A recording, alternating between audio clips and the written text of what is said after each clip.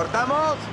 A primera vista, Y tu mamá también se presenta con el descaro y la energía de una comedia adolescente. Es una road movie bañada por el sol mexicano, impulsada por las hormonas de dos jóvenes, Julio y Tenoch, cuya brújula moral apunta directamente hacia la conquista sexual y la próxima fiesta. La película nos invita a su mundo con una familiaridad casi vulgar. La cámara nos muestra la rutina matutina de Tenoch, culmina en un acto de autoplacer, estableciendo un tono de bravuconería juvenil y hedonismo despreocupado. Es un disfraz brillante, una máscara de género tan perfectamente construida que, durante sus primeros minutos, podríamos creer que sabemos exactamente qué tipo de viaje estamos a punto de emprender. Y tu mamá también no es la película que aparenta ser, es un caballo de Troya cinematográfico. Dentro de la cáscara de una comedia de iniciación, Alfonso Cuarón introduce de contrabando un melancólico y mordaz discurso sobre el estado de la nación. Es una obra maestra que orquesta una colisión frontal entre la ignorancia personal y la realidad nacional, entre la fugosidad de la juventud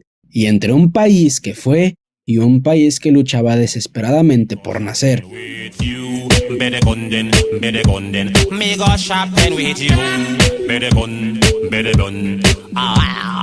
Para entender la película es crucial situarla en su momento histórico. Aunque se estrenó en 2001, su historia transcurre en 1999, un punto de inflexión crítico en la historia de México. Era el crepúsculo de los 71 años de gobierno ininterrumpido del Partido Revolucionario Institucional, el PRI, un periodo de profunda ansiedad social, pero también de una incipiente esperanza política. La película es una instantánea de esta transición, un retrato del zeitgeist de una generación que alcanzaba la mayoría de edad mientras la identidad política de su nación se redefinía fundamentalmente. El dispositivo estructural central de Y tu mamá también es la yuxtaposición deliberada y constante de dos realidades. Por un lado, tenemos el mundo ensimismado y privilegiado de sus protagonistas. Por el otro, el paisaje sociopolítico más amplio y áspero de México. Un país lleno de cicatrices, contradicciones y vidas invisibles. La película no se limita a contar una historia, sino que insiste en mostrar aquello que sus personajes son incapaces o no están dispuestos a ver.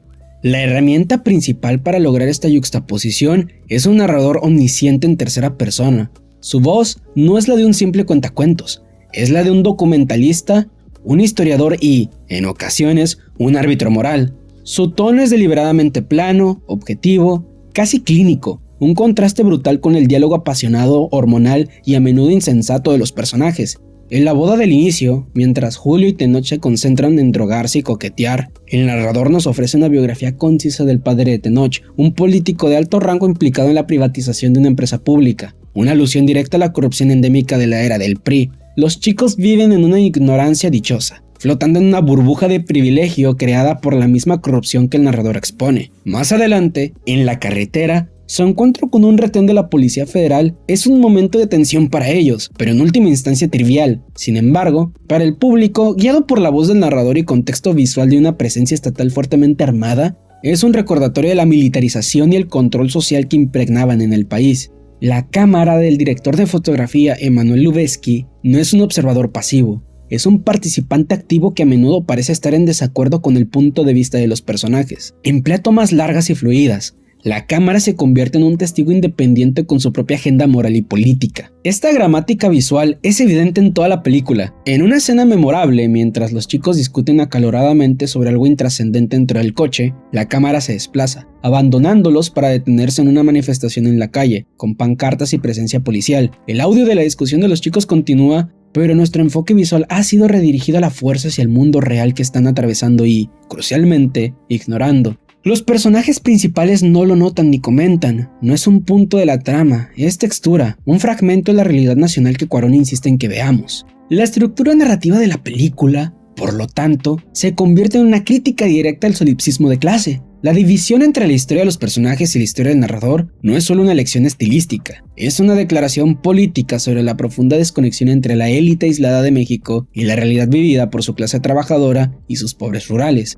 El viaje de los chicos es posible gracias al dinero y estatus de sus familias, un estatus derivado del mismo sistema político que el narrador y la cámara critican implacablemente. Para los privilegiados, el resto del país es simplemente un escenario exótico para sus dramas personales, y Cuarón utiliza el lenguaje cinematográfico de primer plano y fondo para convertir esta observación en un poderoso argumento sobre la clase social.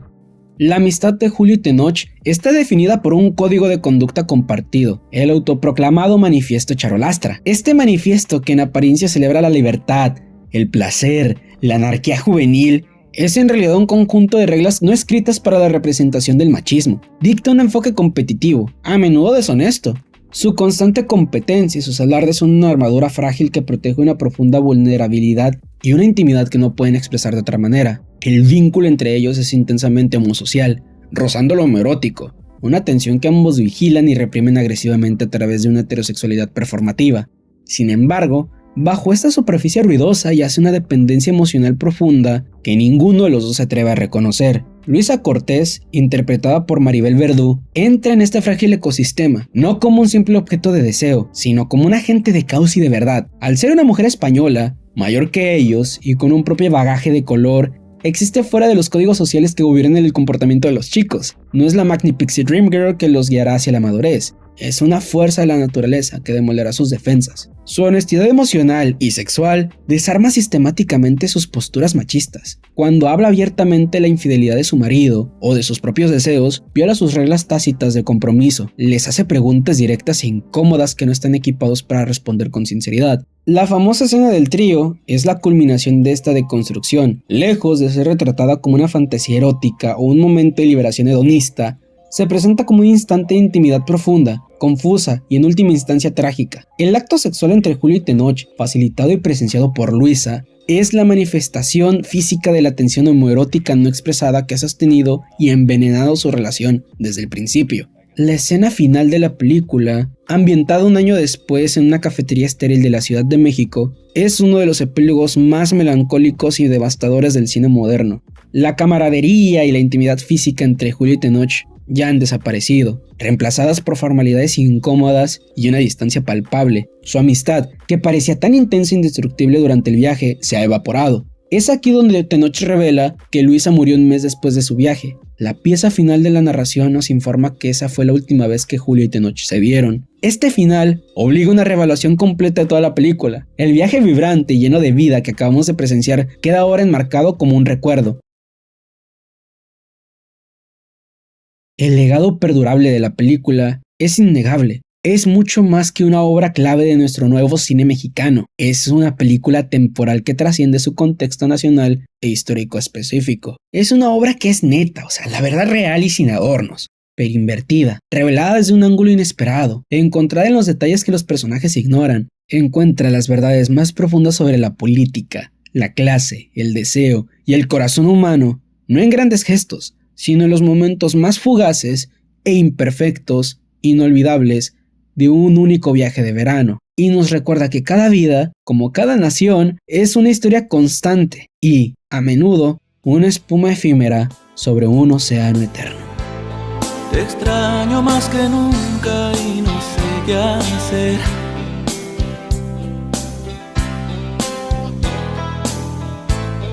Despierto y te recuerdo al amanecer.